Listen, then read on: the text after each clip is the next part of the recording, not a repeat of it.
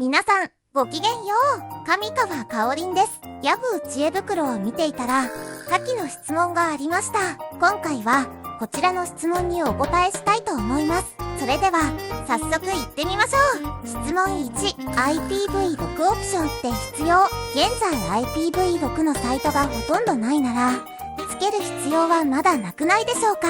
2021年6月24日、質問2、IPv4 オーバー IPv6 で悪い場合ありますか？どんな時ですか？ 2019 年10月19日ということなんですが、前回の動画で説明した通り、実は私も IPv4 オーバー IPv6 に試験的にしてみました。しかし結論を述べれば、このサービス意味ないのではないの？と疑問が湧き出てきましたので、今回まとめてみたいと思います。それでは早速行ってみましょう。1速度は速くならない。むしろ最高速度は遅くなりました。実際にしばらく使用してみましたが、私の環境では日中も夜も早朝も IPv4 オーバー IPv6 にしたことで、確かにほぼ 400Mbps 以上の速度がスピードテストでは出るようになりました。しかし 500Mbps 以上出ることは全くなりました。以前の IPv4 を PPPoE 接続していた時には、日中や夜などは100、200Mbps になってしまうことが確かにありましたが、早朝は 550Mbps 以上出る時がありました。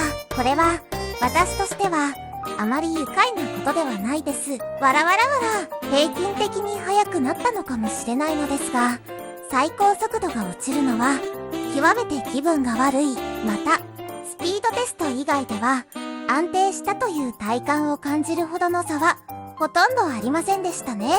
つまり実益はない一つないのです。2、YouTube など IPv6 対応のサイトは IPv4 は PPPoE 接続のままでも自動的に IPv6 の iPoE 接続に切り替わりますので、もともと速くなっていますよね。つまり何もしなくても自動的に IPv6 接続になるんですよね。YouTube や Google、百科事典の Wikipedia、Facebook、Instagram、Netflix、ABEMA、DAZN、スピードテストサイトなどなど、重たいサイトはすでに IPv6 に対応しており、自動的に、優先的に IPv6 の iPoE 接続になるため、ほっといても自動的に速くなるんです。これは IPv4 接続を iPoE にしても PPPoE のままでも全く関係がないです。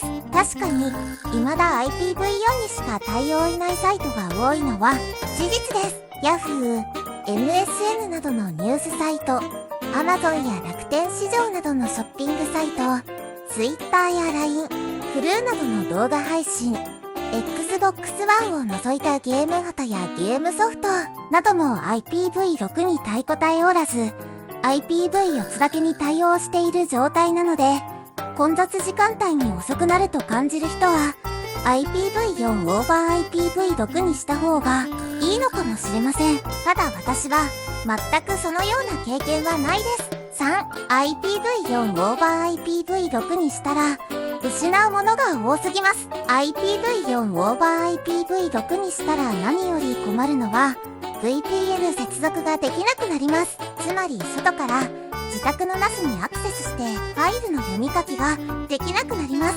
これが致命的ですね。同様に IPv4 グローバルアドレスを共有するネットワークサービス、例えば対戦ゲーム、ウェブカメラ、P2P、サーバー立てなどができなくなります。特定のプロトコル PPTP、SCTP を利用するサービス、ボールなどの特定のポートを使うサービスも使えなくなります。ということで、IPv4 オーバー IPv6 にしても得るものは何もなく、失うものが多すぎますよね。なので残念ながら、今回私はIPv4 は PPPoE 接続に戻しました。これで遅くなる、困るようなサイトは、そもそもそのサイトの責任で早くするのが筋でしょう。ユーザー側が工夫する必要はないと思います。IPv6 対応にするなり、サイト側が早急に対応するべきだと思いますね。それまでは、私は、そのような遅いサイトは、見ませんからわらわらわら。はたよーく、ギターザムライフ。以上です。